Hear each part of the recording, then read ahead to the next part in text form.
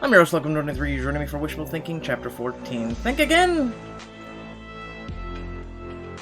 The night of the debate arrives, and you sit in your dressing room, sifting through the stack of what appears to be actual fan mail. I can't believe my work has touched so many people. I hope they're all watching tonight from my big finale.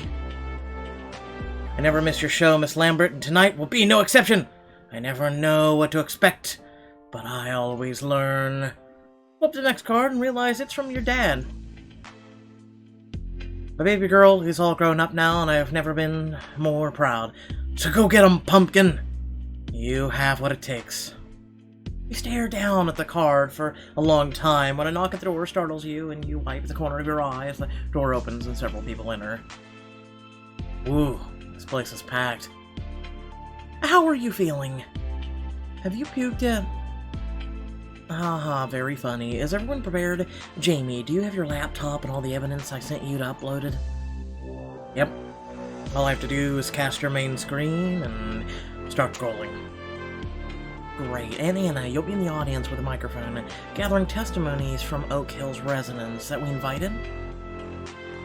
I've got several confirmations. They're all finally ready to speak publicly, because we can see the light at the end of the tunnel. Shame. We couldn't get the studio golden boy in on this. Then we would have had a chance of not being taken off the air before we're done. Hey, no negative thoughts right now. We can do this with or without Aubrey. I like the attitude, Lambert. And how about you? Are you ready? I'm so ready. Saving the world? Check. Getting famous? Check. Phaser set to stun? Check. Nah, I set my phasers to kill. Jamie grasps your shoulders and gives him a vigorous rub. That's exactly what I wanted to hear. Nothing trumps governor like Queen. Someone taps at the frame of your dressing room door, stealing your attention. Knock knock. Hey superstar, I came to drop off somebody's fancy dress. Thanks, Aubrey. I didn't even know I was expecting a delivery. It's a new addition to the wardrobe, and when I saw it looking so sharp and bold, I couldn't help but think of you. He clears his throat and extends a red dress, sheathed in plastic. Good luck tonight. I'm not jealous, but just in case anyone was wondering. You take the hanger from Aubrey, pull the dress from the bag, examining it. It's a little sexy for work, don't you think? It's a lot sexy for work, so chic. I didn't even know wardrobe had these kinds of resources. Alec wants you, and the station be the best tonight. Of course, whether or not you actually wear it is up to you. I think it would really make a statement if you didn't wear it, and then you gave it to me instead. Don't listen to her, Amanda. You deserve this stunner on your big night. And if you want to let me borrow it sometime, I won't say no. Alright. Everyone clear out. I'm gonna give this bad boy a shot. Everyone steps into the hall to allow you the opportunity to change. Moments later, you examine yourself in the mirror.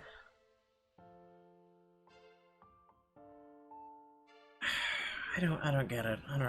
Anyway, not for me. I think I'm gonna pass. It's a beautiful dress, but that's not what tonight is about. Not for me. Are you decent? Yep, come on in. Everyone re-enters the room. You're not gonna wear the dress. I don't think so. It's nice, but the last thing I'm worried about is making the studio look good tonight.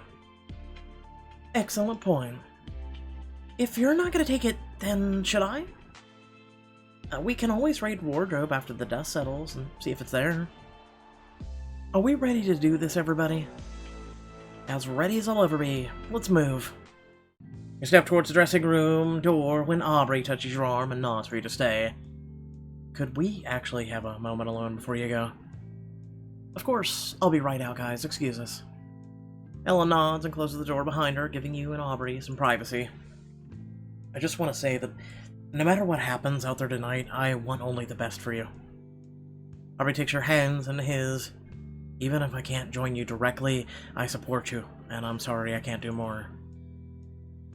I get it, Aubrey, and it's okay. You're not just my friend, you're the studio manager. I'm not just your friend at all, Amanda.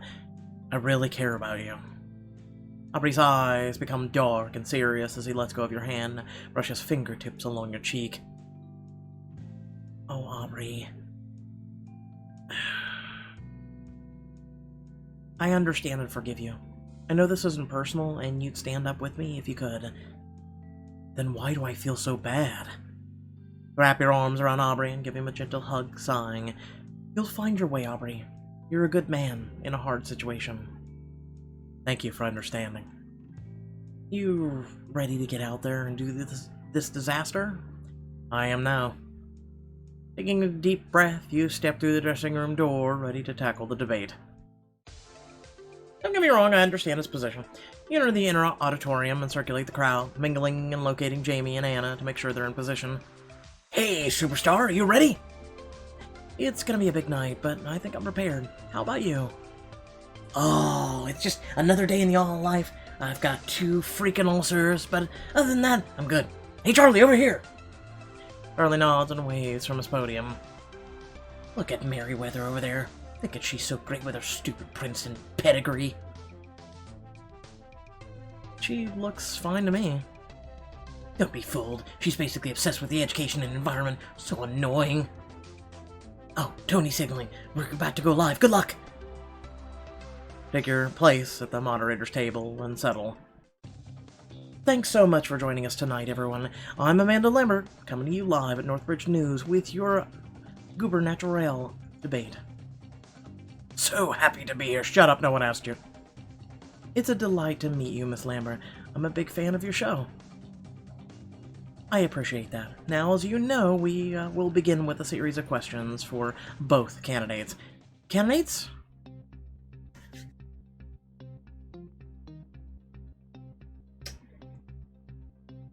How will you address the failing crops of Oak Hills? Are you aware of our spike in local hospitalizations? Are you affiliated with Mike Zhao and Cycron Pipeline? It's a hard one to come hitting out with, isn't it?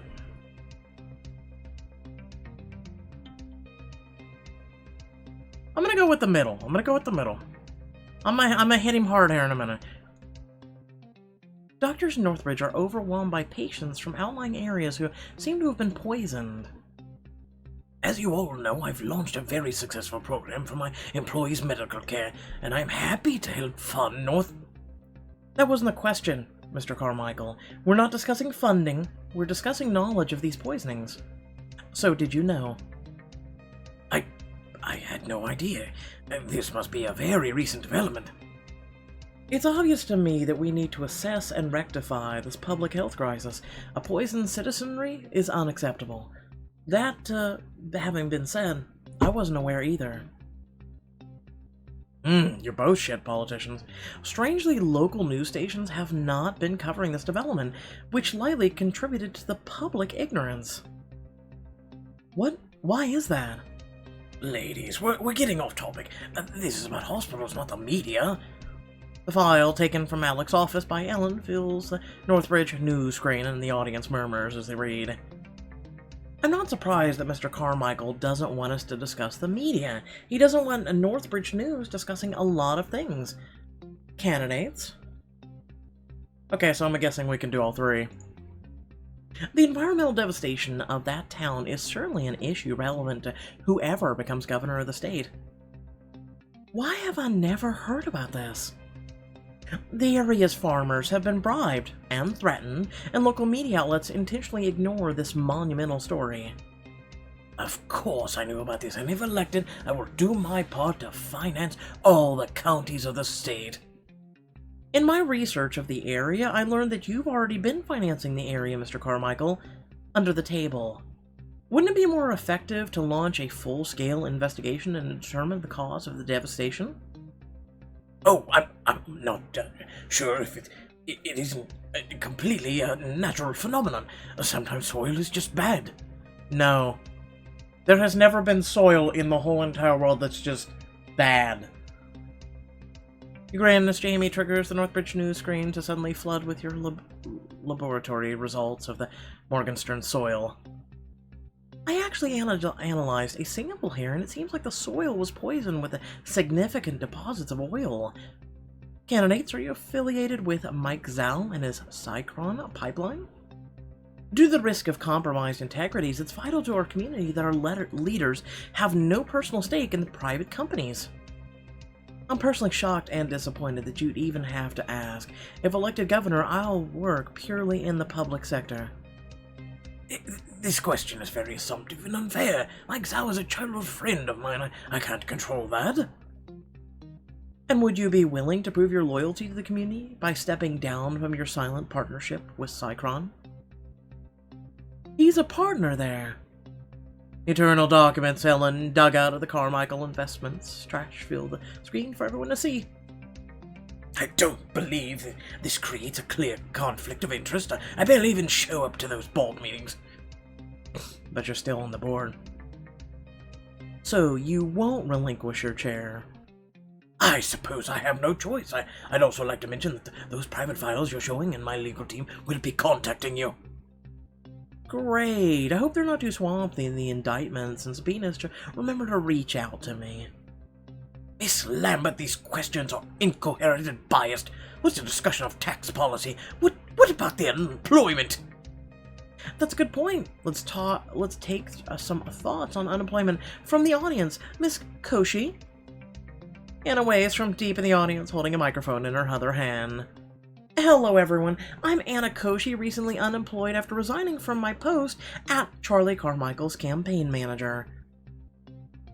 She extends her microphone to Bob and Justin Morgenstern, seated nearby.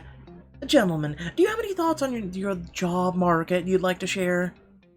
Oh, as a struggling farmer from Oak Hills, I certainly do.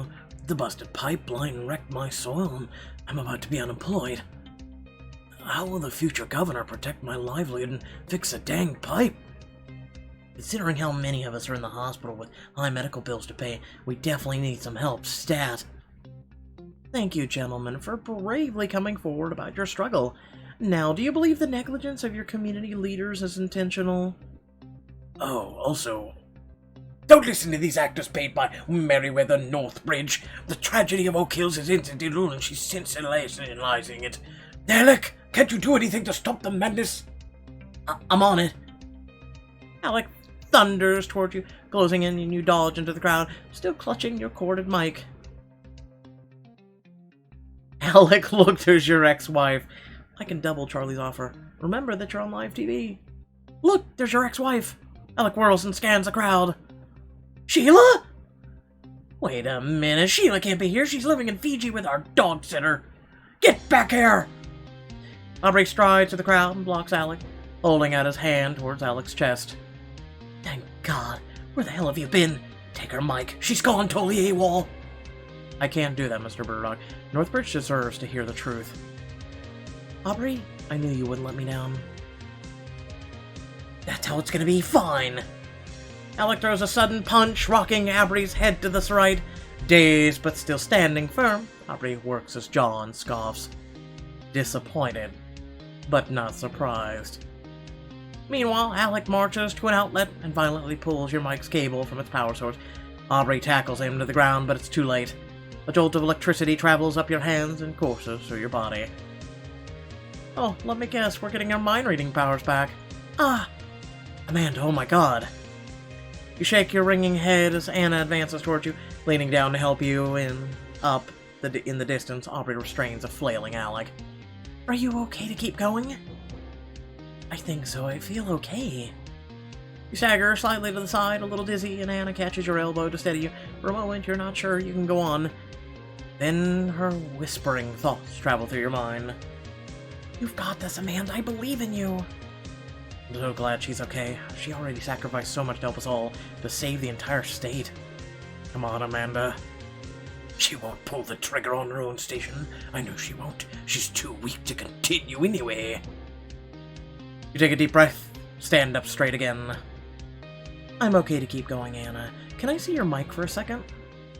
As Anna passes your mic, Ellen swaggers up to join you, slinging an arm around your shoulders. Bet you never thought you'd see me again, huh, Charlie? I don't know why I thought I'd be so lucky. What the hell is going on here? Security! Escort these two women out. They're both fired. Oh, yeah? I'm not the only one. The entire studio is going down for the level of corruption, Alec. Don't you see? Your irresponsible greed jeopardized every career in the company, and saving our tarnished reputations isn't worth the cost of silence. That's really eloquent. Did you come up with that with yourself? I was the writer here for 2 years. You take a purifying breath. Ellen borrows your microphone and directs her voice toward the cameras and audience. Ladies and gentlemen, it wasn't long ago that I began covering the devastation of Oak Hills and found my stories smothered at every turn. Our studio producer had his excuses, but the truth was that he was taking money under the table from Charlie Carmichael. Meanwhile, Oak Hills is being slowly poisoned by a leaking pipeline that the public knows nothing about, a pipeline Charlie Carmichael supports. And if he had his way about it, he'll protect the pipeline and other businesses, no matter the cost to the rest of us. This woman is delusional. She has no proof. Well, I confiscated that file from the executive office detailing a private contract between Carmichael and Northbridge News. There's a rational explanation for all of this. Haven't any of you ever, committed a felony before? Look in your hearts. You'll find that you have. No! Actually, I never have committed a felony nor a misdemeanor. Next, another picture floods up onto the screen. It's Mike Zhao giving money to Bob Morgenstern.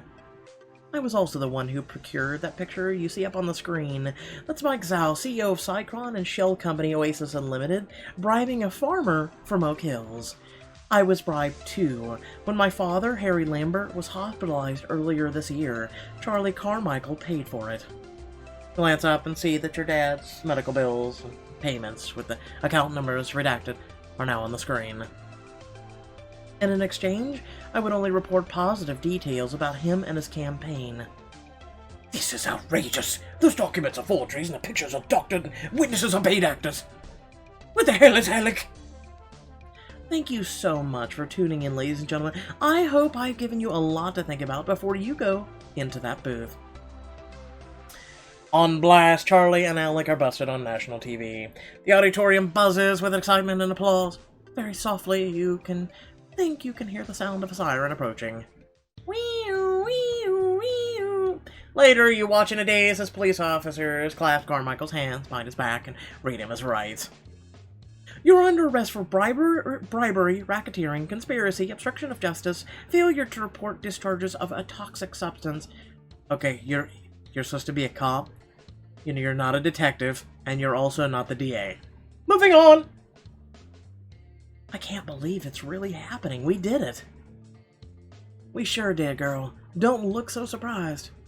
Every now and then, there's justice in the world. Ha ha ha ha ha! He told a joke. Merriweather exits the studio and spots you, her eyes brightening as she hurries over. Thank you so much for all you've done. I was going to lose the election to that pig, but now, I promise I'll make you proud. After what I just witnessed, I know better than to earn your ire. Yeah, what all politicians say. More importantly, Oak Hills is counting on you now. June, Maggie, and Tony rush out. When June sees you, she grins and waves while all three come and join you. I had no idea you were planning a super spy takeover, Amanda. Yeah, don't tell anybody, but you're kind of my hero right now. Till I see another action movie, anyway. The marshal parts the crowded lot, holding Alec in handcuffs. Your Xbox boss yells out to his former employees, "Don't worry, Northbridge News, I'll be back at my desk in just, a few weeks? Nah, dog, you're going away for a felony. 3 to 5 years. But that's just a guess." Oh, please. These charges have no sticking power. After I make bail, I'll be back, and better than ever. Damn. I'd love to clap back at Burdock just one time. He reminds me of Dr. Disrespect when he did a felony in California. He was banned off of Twitch for 2 weeks and then came back bigger than ever. That's how this world works right now, and that's kind of depressing. Me too. Yeah, he never held back what he thought of us. Only Fairy finally knows what we think of him. Alec drags his heels as the officer leads him past you and your friends. Let me guess, a diamond choice to cuss him out? Man and the company underfoot as usual. Care to pay your respects now that you realize just how screwed you are? Love to hate Alec. He's not your boss anymore. Give him a piece of your mind. Pixelberry? No. Watch as the officer lowers Alec in the back of a squad car and it rolls silently away. I'm thinking prison will be enough of a slap in the face, though, right? Good point. Nothing claps back harder than a gavel. Hey, does anyone else feel like they seriously need to wash this psychic funk off? Let's head to a bar and celebrate. Drinks are on Amanda. Wait, what? Yes! Grabbing your hand, June pulls you through the parking lot, and you decide to give in and let the night take you wherever it wants to go. To the toilet. Where, most likely, that will be more enjoyable than this book. You arrive at a colorful bar soon after, and you decide to make a good on Ellen's promise that you'd grab everybody drinks. I'm gonna be totally unemployed tomorrow anyway. What does everyone want? Realism in a book? Nope. I'm the only person who here will still be gainfully employed in the morning, so drinks are on me. I appreciate that you'll let me put you broke. I'll go ahead and grab my own. What do you want, honey? Could you grab me a glass of champagne? Thanks, Snugglebug. Everyone else cheerfully gives Jamie their orders and heads to the bar for a moment. Ellen gestures towards Maggie. Well, aren't you and your little girlfriend cute? When did all this happen? June returns to the table with champagne and a fruity drink for herself as Maggie answers. You know how it is. We found our way to each other over time. And after that, we sort of fumbled through some dates, but the floundering was cute.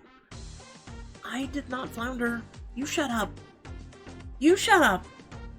I'm sorry, the level of cuteness is not my brand. Me neither. Amy returns with drinks, including one for you.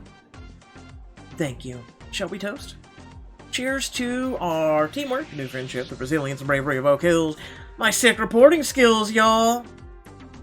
If Anna hadn't trusted me with the very sensitive information, I would have never been ready to believe Ellen when she came over. If you hadn't proven your good heart to me and time again, I wouldn't have thought of you when I was scared. And if you hadn't been a huge pain in my ass, I wouldn't have thought of you as the perfect partner to take down Carmichael. You cheers to Amy and Aubrey too. Let's not forget, Jamie risked possible jail time to break into Northbridge news system. For friends, it isn't the destination but the voyage that matters. And you know, I can break out of any jail cell, right? Here, I'll drink to that, or to anything really. This night has been stressful.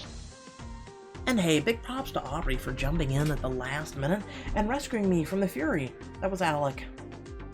The job sucked anyway. Seriously, I was just doing what I should have done from the start, instead of worrying about what we all stood to lose. And I couldn't stand by and watch Alec go after you. That was the last real straw. Nod smiling to yourself as you realize that your powers have finally returned. I'm guessing we're all gonna be out of work tomorrow morning. I'm sure the studio will be shut down and cleaned out. And on that note, I'm manning the dance floor. June, come distract me. As June and Maggie head off hand in hand, you hear June reassuring Maggie of her talent and smile. You know, the whole nation is gonna be talking about what we did tonight. Our phones will be ringing all with a lot of offers. I hope Amanda doesn't forget me when she gets famous from all this. God, I hope you're right. I didn't risk my ass for nothing. I guess my dad was right about being a camera technician. At least I can find a job quickly. I thought you said you had some paying gigs lined up for you and Belladonna. Why is that like a name of a stripper? Oh yeah, I guess I do. Hey, maybe this is the perfect time for me to launch myself blindly into a movie production. No time like the present to start following your dreams. And I could always go back to wrangling emus, be a professional mind reader, try to go viral again. Hey, let's do emus.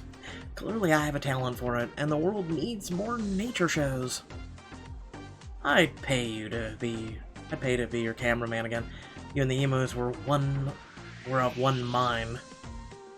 I don't know if that's a compliment. Pete would say it is.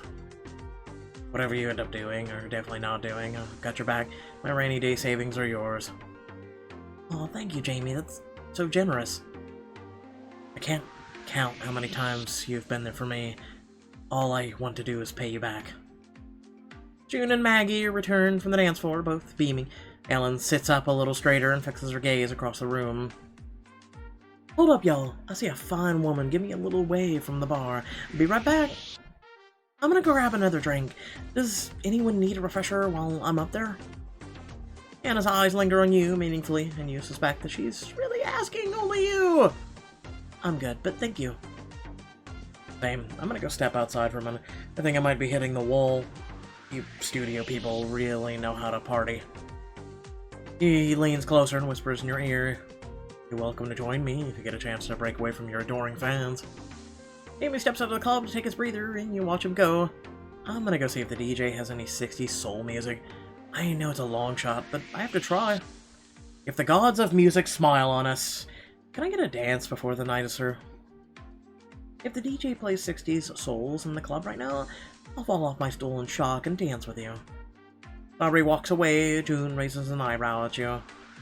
I don't know if you noticed this or not, but you really are the belle of the bar.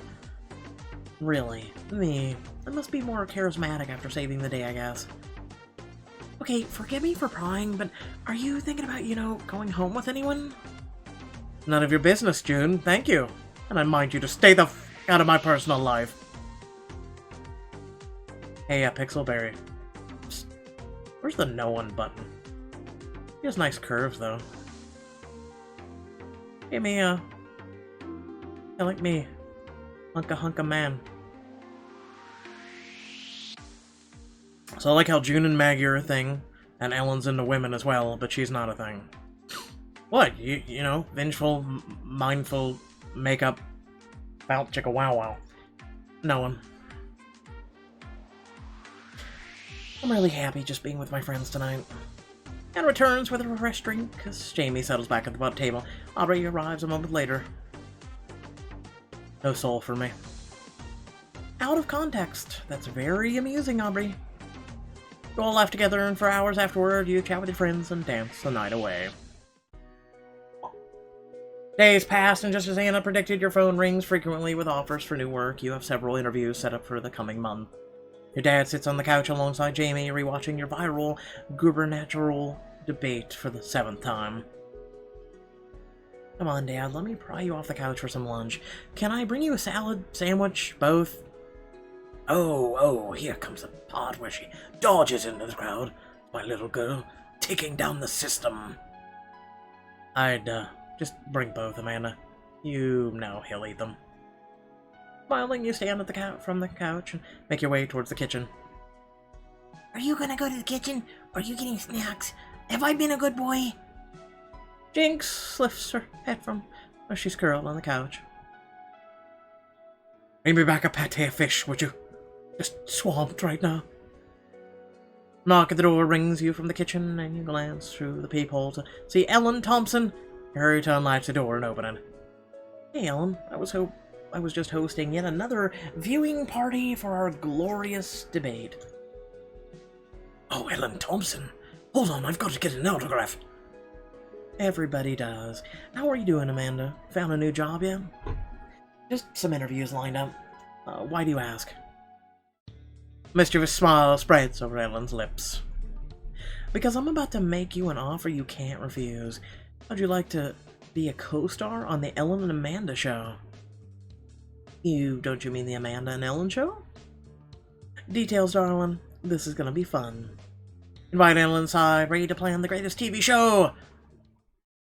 And that's it, folks. I hope you all sat on the toilet while you read this book. Or at least this last chapter. Most likely, and in most cases, what you had come out of you was actually more enjoyable than this book. Okay, I'm just going to go ahead and rant after this. Remember to like, share, and subscribe. Head down description below, links to social media, Discord, and a few links to support me and my content. Thank you all for watching, and, rant! Okay. I'm serious. Okay, there was one part that I enjoyed in this book, which was the emus. Okay? The emus were kind of funny. They were kind of fun. I kind of liked the part where we were going to take down Carmichael, and it made sense. I liked how there was the whole blackmailing thing, and we were going to take him down, and it made sense at times. Keyword times, about 10% of the time, but shh, don't just go with it.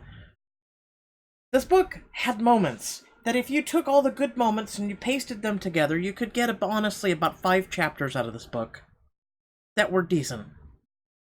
And were something that is just of reading standpoint. That's it. That's it. And that's including me buying Diamond Scene of the 2 animals that we have. And that is it. This book was caca. Was crap. And then I feel like whoever is writing this book, feel free to correct me wrong, is the same writer that's working on Royal Hair right now, because for whatever bloody f***ing reason, you have this fascination with red and gold, as if you have to put your signature into every chapter and every book, as if, look, I was here and I worked on this. Do you really want your legacy to be this crap? Like, I want to go onto my channel right now. I want to upload this just so you can all hear the rant. And then I want to later delete the entire book off of my channel because it's shit! It is complete and utter garbage. Pixelberry! What in the f*** is going on? Platinum? Decent. Bloodbound? Good. Except it's starting to wane. Let's be honest. I feel like Bloodbound is turning into Perfect Match, but with supernatural beings that really don't get to be supernatural beings. They just get to state that they're supernatural beings. Like, is it me or the fact that you people have lost writers that have gone to other companies which are being more successful than you and actually telling stories? Is it hurting you that bad? Do we need to sit and have a talk? Like, I feel so bad for any writer worth a grain of salt at Pixelberry right now. Like, my god. Please. Just become an actual writer, write your own book or something. I mean, I don't know what to say. Oh, man, this is painful. This is painful to watch. This is painful to read. I don't know what else to say. I don't know. Oh my god. So think about Saturday and now today. And then everyone's, the only concern people have right now is, what are they going to put on Mondays for me to earn diamonds? That was literally the only concern that I've seen so far is, what am I going to tap to earn Monday, or earn diamonds on Mondays? That's the only thing I've read. That's it. Like, this crap! I could play any game on with a blindfold on, and it would be more enjoyable than what we just got done reading. And I just read through it, man. I just read through it. I didn't put any personality. I have to say I detached myself from this chapter, especially knowing firsthand that this was it. And also knowing that this was it, and also it's wishful thinking. Like, I enjoyed maybe, if you combined every good element out of this whole entire 14 chapters, I enjoyed maybe 4 to 5 chapters. If you combine all of the good things. If this was a show on Fox, it would have never aired. If this was a show on CBS or anything else, this would have been canned after 5 chapters. If this was on Netflix, it would have never been born. Anyway, with that being said, thanks for watching. Sweet Mother of Christ, if you guys want to come over and actually watch some good story-like games or whatnot, I'll be on Twitch here in a few. Where, you know, we've done Detroit Becomes Human, and I want to cover Heavy Rain, and some actual story, riveting, based games. I'm actually getting tired of really crappy visual novel companies right now that I'm having to deal with. It's sad when Chapters is actually making good crap right now versus Pixelberry. I'm just going to throw that out there. Anyway, bye.